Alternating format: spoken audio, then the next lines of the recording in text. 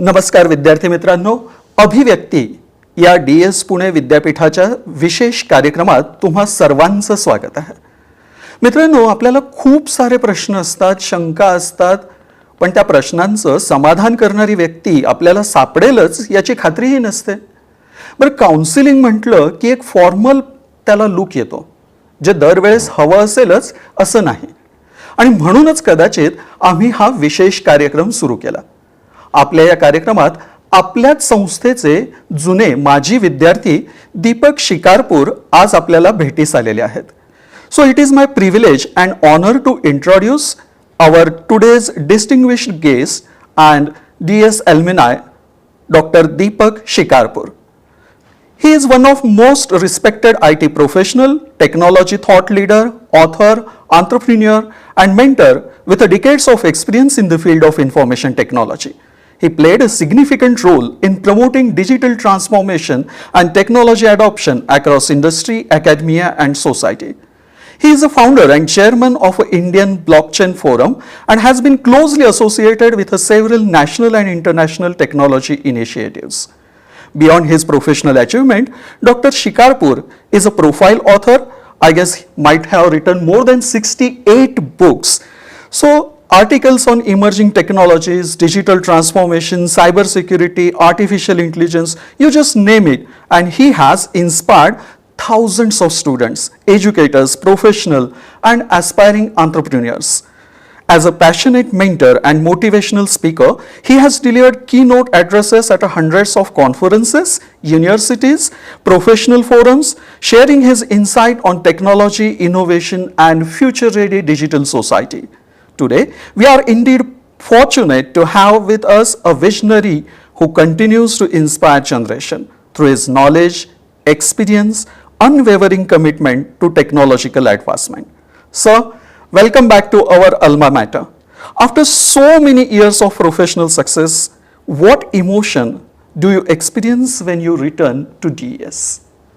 It is always homecoming, म्हणजे ज्याला मराठीत म्हणता तुम्ही माहेरी आल्यासारखं वाटतं. Correct. आणि माझा DS शी अजून एक विशेष संबंध आहे. म्हणजे मी तर IMDR चा अल्युमिनी आहे, म्हणजे DS चा आहे. पण माझे वडील पण BMCC चे पास स्टुडंट आहेत आणि माझी बहीण पण पास स्टुडंट आहे. सो असं तुम्ही म्हणू शकता की आमचं कुटुंबच DS अल्युमिनी आहे पूर्णपणे. अरे वा, म्हणजे DS ला जशी 140+ वर्षांची परंपरा आहे, तशीच तुमच्या कुटुंबाची सुद्धा परंपरा आहे की DS मध्ये शिक्षण घेण्याची. हा, पण ते काय झालं की मला इंजिनियर व्हायचं होतं. ओके. आणि दुर्दैवाने त्यावेळेला DS मध्ये इंजिनिअरिंग कॉलेज नव्हतं, म्हणून मला इतरत्र प्रवेश घ्यायला लागला. पण मी ती माझी इच्छा MBA ला PGDM करून ती पूर्ण केली. त्या काळात त्याला MDBA म्हणत असत. आणि शेजवलकर सर हे आमचे प्राचार्य होते आणि ते माझ्या वडिलांचे पण शिक्षक होते. आणि त्यावेळी म्हणजे माझ्या वडिलांना शिकवलं, मला शिकवलं आणि माझ्या बहिणीला पण शिकवलं. असं आमचं वेगळंच त्यांच्याशी नाते आहे. सर, विद्यार्थी मित्रांनो, शिकारपूर सरांना जो प्रॉब्लेम आला की आपल्याकडे इंजिनिअरिंग इन्स्टिट्यूटच त्यावेळी नव्हतं, पण आता आम्हाला सांगायला खूप अभिमान वाटतो सर की 3 वर्षापासून आपण school of engineering and technology या अंतर्गत इंजिनिअरिंग कॉलेज आता सुरू केलेलं आहे आपल्या DS पुणे विद्यापीठात. हो, ते बिल्डिंग पण खूप छान आहे. मी आता त्याच वास्तूत आहे आणि हे विद्यापीठ नक्कीच चांगलं काम करेल असं मला वाटतं. पण आता काय परिस्थिती अशी आहे की पुण्यात सध्या जवळजवळ 40 खाजगी विद्यापीठ आहेत. तर मला तुम्हाला हा प्रश्न विचारायचा आहे की DS मध्ये वेगळेपण काय आहे? ओके सर, DS मध्ये सगळ्यात वेगळेपण हे आहे की इथे फक्त अकॅडमिक शिकवलं जातं असं नाही, तर विद्यार्थ्याला 360 डिग्रीजमधनं पूर्ण त्याचं व्यक्तिमत्व विकास व्हावा यासाठी आम्ही प्रयत्न करतो. म्हणजे काय, तर त्याला फक्त ग्रॅज्युएट बनवायचं हे आमचं ध्येय नाहीच आहे, त्याला इंडस्ट्री रेडी करायचं असं आमचं ध्येय. पण सर, मग अशा वेळेस आमच्या मुलांना प्रश्न पडतो की इंडस्ट्री रेडी होणं आणि ग्रॅज्युएट होणं यात काय फरक असतो नेमका? काय होतं की 20व्या शतकात म्हणजे आम्ही जेव्हा पदवीधर झालो त्यावेळेला degree is equal to job असं समीकरण होतं. कारण त्यावेळेला डिमांड सप्लाय सिच्युएशन अशी होती की तुम्ही कुठेतरी शिकलात की तुम्हाला नोकरी सहज मिळायची. आणि ऑन द जॉब ट्रेनिंग नावाचा एक कन्सेप्ट होता. आता मी माझं उदाहरण सांगतो की मी टाटा ग्रुपच्या टाटा मोटर्स आता नाव आहे, त्यावेळेला टेल्को होतं. मी मेकॅनिकल इंजिनियर शिक्षणाने, बरं आणि आम्ही ज्या काळात इंजिनियर झालो तेव्हा IT एज्युकेशन फॉर्मल नव्हतं. आणि मी टाटा मोटर म्हणजे टेल्कोमध्ये जॉईन झालो आणि 16व्या दिवशी कोबोल प्रोग्रामर झालो. कारण तिथं त्यांनी बरोच कॉम्प्युटर इम्पोर्ट केले होते आणि त्यांना प्रोग्रॅमर्सची गरज होती. मग त्यांनी इतर स्ट्रीममधनं बाय मेरिट आणि बाय सिलेक्शन झालं माझं, आणि आमचं 3 महिने ट्रेनिंग झालं. बरं आणि त्याच्यानंतर मी प्रोग्रॅमर म्हणून करिअर सुरू झालं.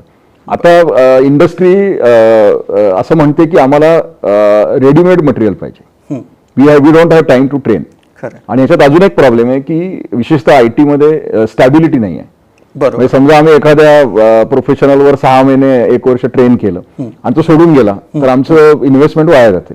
बरोबर so now industry is very clear की आम्हाला रेडी टू ईट, म्हणजे आपल्याला कसं लागलं की भूक लागली की तयार जेवण लागतं. म्हणजे तुम्हाला जर भूक लागली आणि रॉ मटेरियल दिलं आणि आता अजून 1 तासाने जेवण मिळेल तर तुमची काय अवस्था होईल? खरं खरं आत्ता भूक लागली मला आत्ता द्या ना. हो हो तर तसंच आहे हे, तुम्हाला रेडी मटेरियल तयार करायचंय.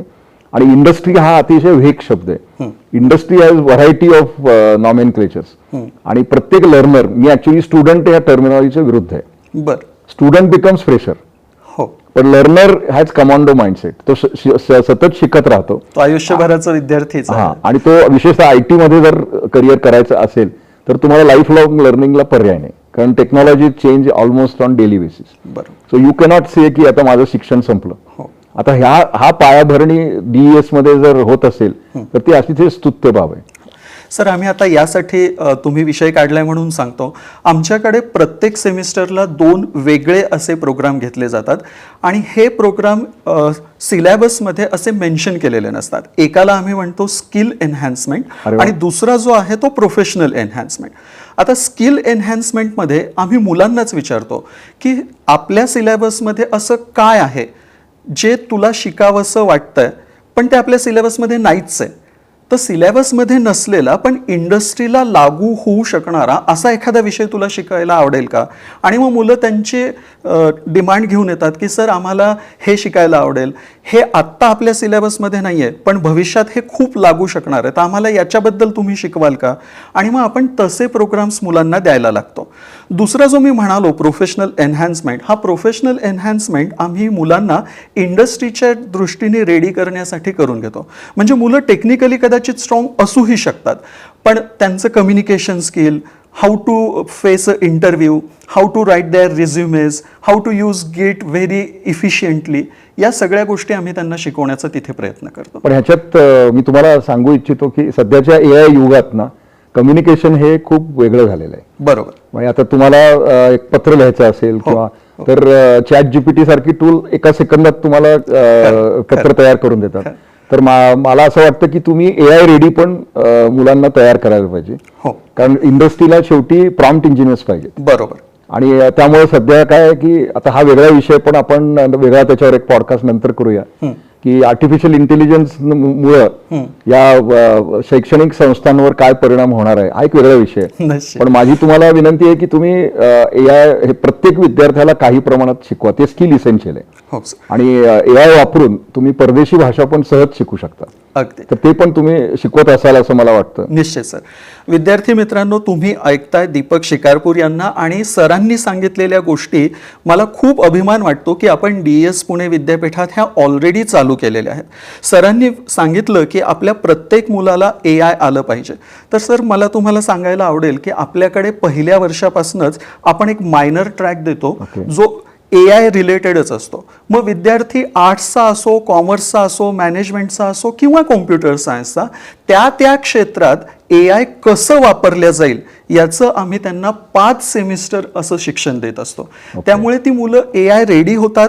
त्यांना प्रत्येक ठिकाणी वेगवेगळे प्रॉम्प्ट वापरून आपलं धोरण कसं पुढे नेता येईल हे त्यांना चांगल्या रीतीने कळतं आणि विशेष म्हणजे त्यांचा मुंडन टास्कवर फार वेळ जात नाही AI-मुळे.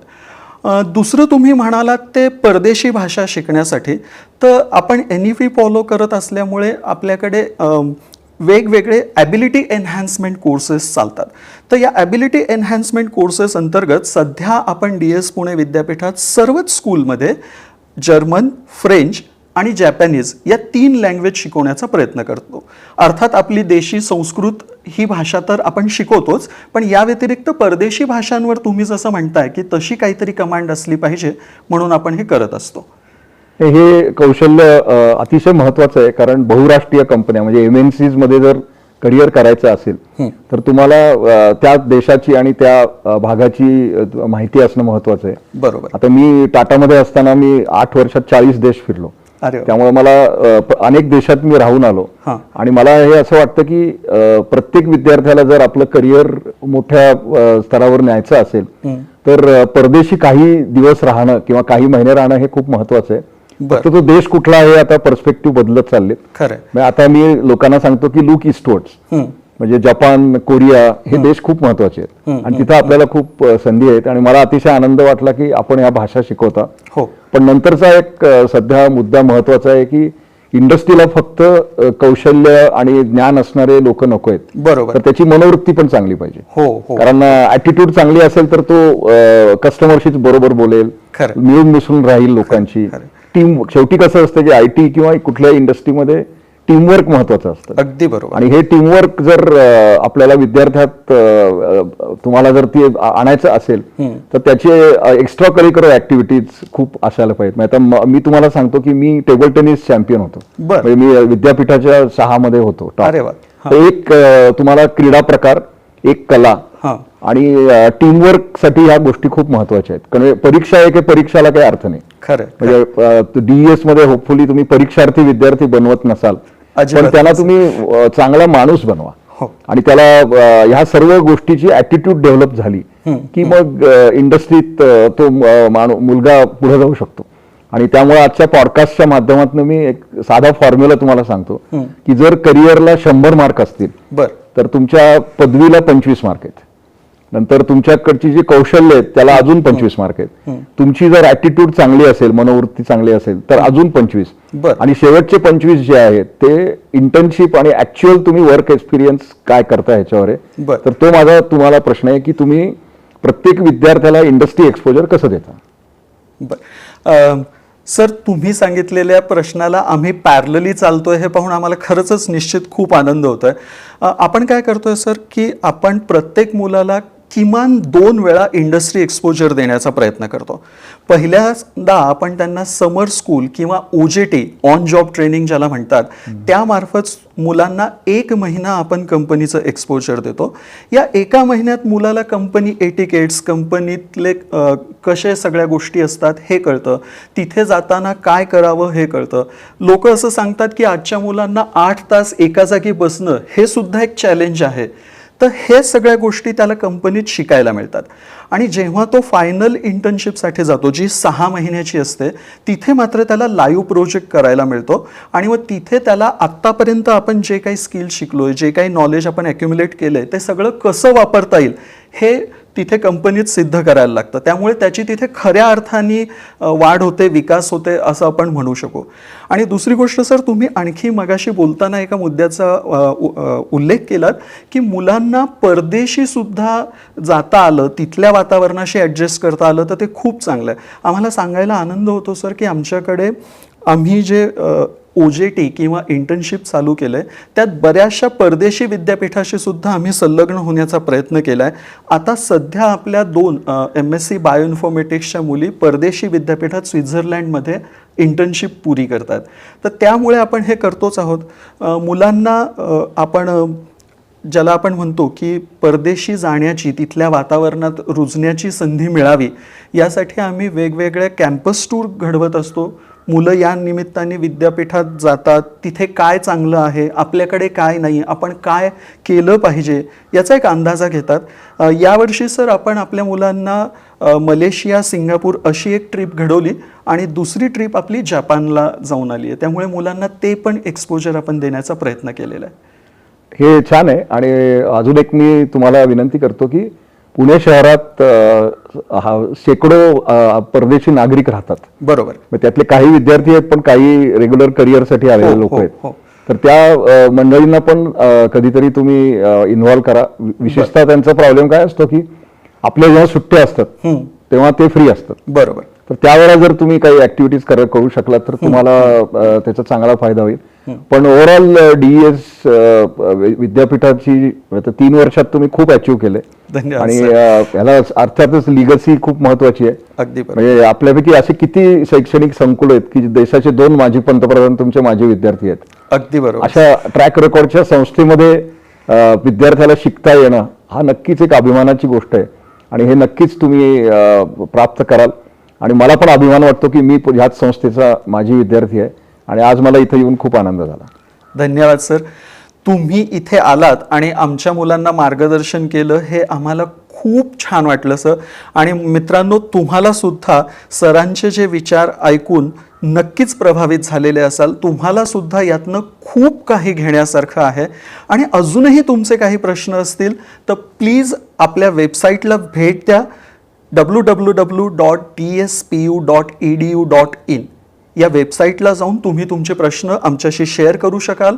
आम्ही नेहमी तुमच्या प्रश्नांना उत्तरं देण्यासाठी तयार असू. सर, आपण वेळात वेळ काढून इथे आलात आणि आमच्या मुलांच्या प्रश्नांना उत्तरं दिली आहेत किंवा तुम्ही त्यांना एक सजग मार्गदर्शन केलंय त्यासाठी आम्ही नेहमीच आपले ऋणी असू. धन्यवाद सर. धन्यवाद.